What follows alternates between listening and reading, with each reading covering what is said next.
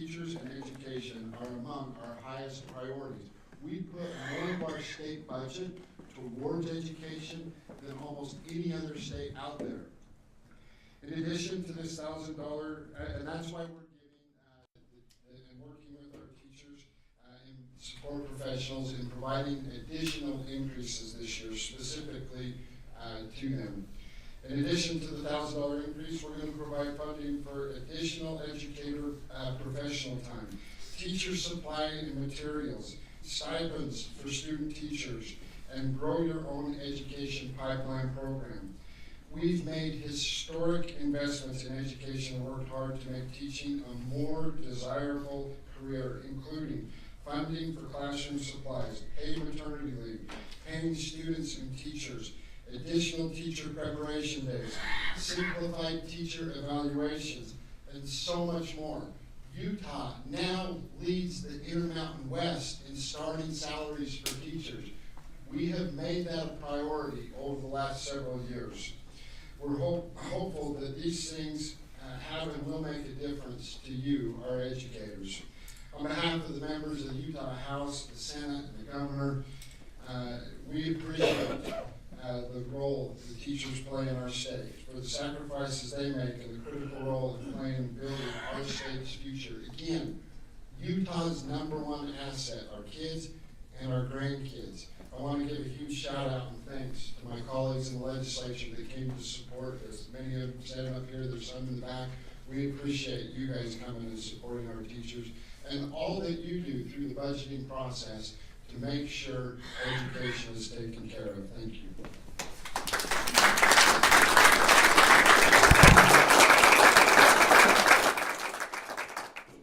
Thank you, President Adams and Speaker Schultz.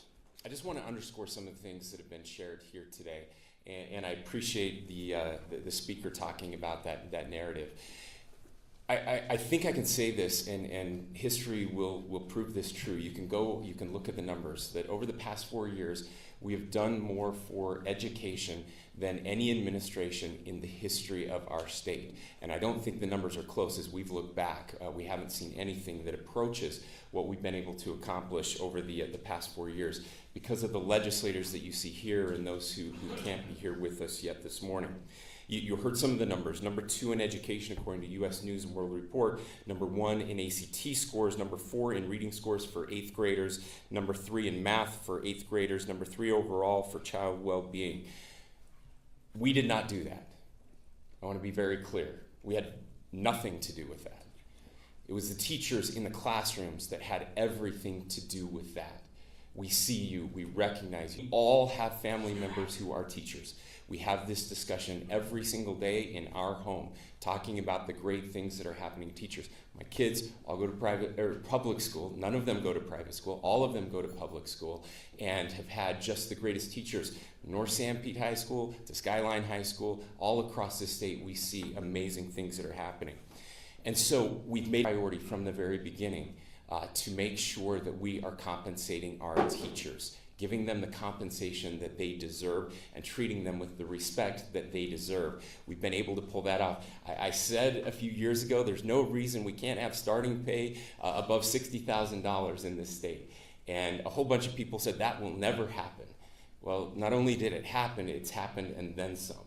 And it happened because of the people that are here behind us who were willing to take our budgetary dollars, taxpayer dollars, and put them where it matters most. And that is, again, with our teachers. So what have we seen over the past 4 years? $1.3 billion increase in public education funding. We mentioned the $6,000 increases for salaries for all teachers across the board, now increasing that by an additional $1,400. I just have to say that put us in the top 10 for starting teacher pay across the country, and as you heard, #1 in the Intermountain region. We've expanded paid maternity leave for our teachers. A $6,000 stipend for student teachers. I truly wish we would have had this when Abby and I were struggling students at Utah State University and she was doing her student teaching. But student teachers have been doing this work for free, and now they're getting compensated. That happened last year, didn't get much press, but it's a huge deal to attract the very best for the next generation of teachers and helping them get the compensation they deserve right out of the gate. $80 million for educators to help at-risk students. We care about those students who are struggling, and we want to help lift them. Salary bonuses for teachers in high poverty schools so that we can attract more teachers to those Title I schools that might be struggling. We started a master teacher program allowing teachers to earn more while staying in the classroom. Our priority is to support you, then step back and let you do what you do the very best anywhere in the country. We do more with less than anywhere else because we have more students than anywhere else. I'm just so proud of the good people who are out there doing this work day in and day out. We love you. We appreciate what you're doing. I just have to thank the legislators who are here. You need to know this is a very tight budget this year. You also need to know that this was not in my budget proposal. And I know they only care about my budget proposal. And yet, we sat down and we said, is there something more we can do? And a lot of things are not getting funded that people wanted to get funded, that expected to get funded. This is a huge chunk. These additions, the $1,000 for our support specialists, by the way, again, we see you. We know the people who make the schools run so that the teachers can do their jobs. You need additional compensation as well, and we hope this bonus will be helpful to you. But again, a lot of those things that we wanted to happen, that all of us want to happen, some of these legislators up here have bills that will not get funded, that have the support to get passed, but will not get funded because we're doing this, because we're making this a priority. And it's the right thing to do. And so thank you on behalf of all of our kids, of all of our teachers, of everybody that calls Utah home. Thank you, legislators, for making this a priority and doing this. And with that, I know the Speaker and President would love to answer some questions. So anything you have.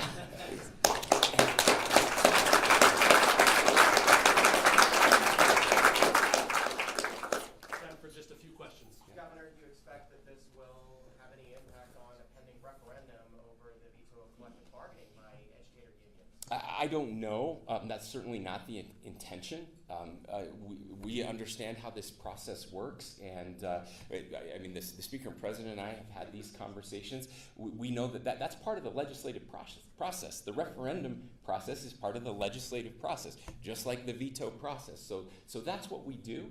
And ultimately, if there is a referendum, the people of the state of Utah will get to decide if that's a good thing or not. But what I can tell you is this is the right thing to do, no matter what's happening outside of this. And gentlemen, anything you'd like to add? So, I mean, we couldn't be more excited than to give teachers what I would say almost 44,000 to between 60 and 65,000, 50% more in the last 5 years for a starting teacher. That is no other state. I've looked around and I can't find another state that has done more for teacher salaries than this. We're proud of that. President Adams, real quick, some of this sounds like ongoing, some of it sounds like one-time funding. That's right. Can you do a quick breakdown on, it sounds like raises are probably ongoing funding out of the budget? For the teachers, it's ongoing. For the support staff, it's a bonus. Supplies? Supplies, I think it's Supplies is ongoing. ongoing, yeah. Okay, thank you. So last year's legislative audit revealed that students from disadvantaged communities continue to struggle to reach proficiency levels. Any thoughts on how today's announcement can help these students in particular? Yeah, go ahead. Yeah, well, and I'll let Governor and President Adams, but I want to come back to just Ben really quick and just say, look at what we have done over the last several years towards education. It's not this year that we reached the #1 salary in the Intermountain West and in the top 10 in the nation for starting salary for teachers.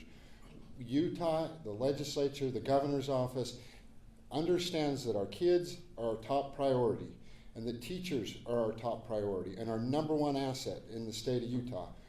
We are doing all that we can to fund that, despite what some of the other groups out there say. Now, tell me your question again, sorry. The disadvantage.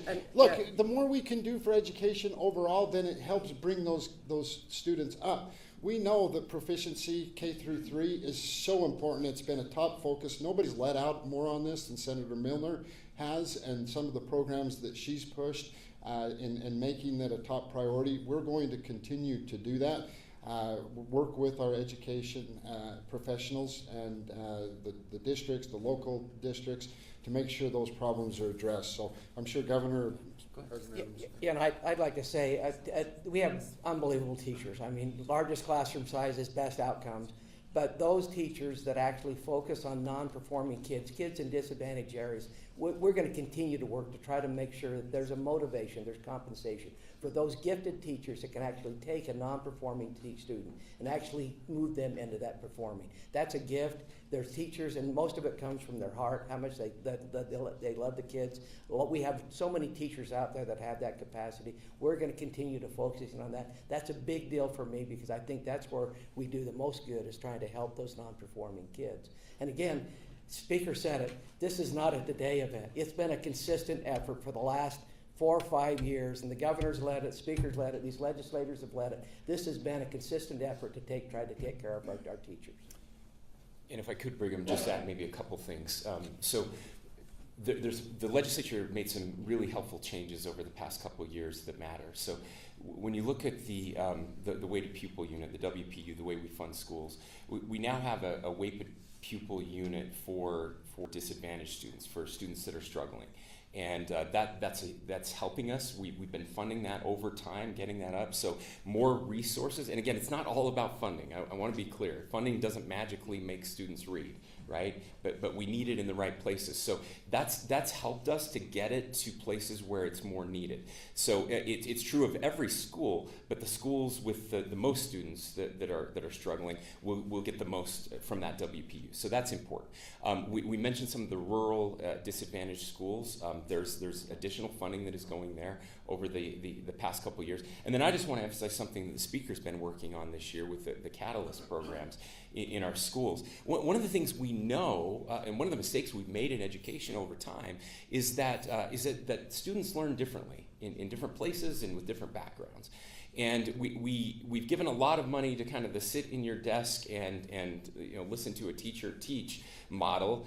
We haven't given as much money over time to the get your hands dirty model, where you actually learn a skill and a trade. And so this year we'll be putting much more money into that side of things, to this Catalyst model where kids in high school are going to be learning trade and technical skills. Many of them will come out. We're working on a first credential program as well, so that when kids who learn differently, who may struggle with the traditional classroom, will have new opportunities to understand how important learning is in the workplace and prepare them for the workplace of the future. So we're changing the model in powerful ways. It takes time to do that, but we're leading at it. I'm really proud of what that initiative is doing. One more question. All right, hearing none. We have one. One more. Just obviously government funding is a zero sum. What are some of the bills that were pushed off the priority list in order to make this happen today? Well, so it's not done yet. You'll hear that on the last night of the session when the bill of bills passes. Those determinations are still being made. A lot of negotiations happening. So everyone up here still has hope. They just don't know it yet. Including me. I mean, I know there's some things that I really wanted that aren't going to get funded because we did this. But we're not going to share what that is right now until the final decisions are made. Is that fair? Okay. All right. Thanks, everybody. Thanks for being here.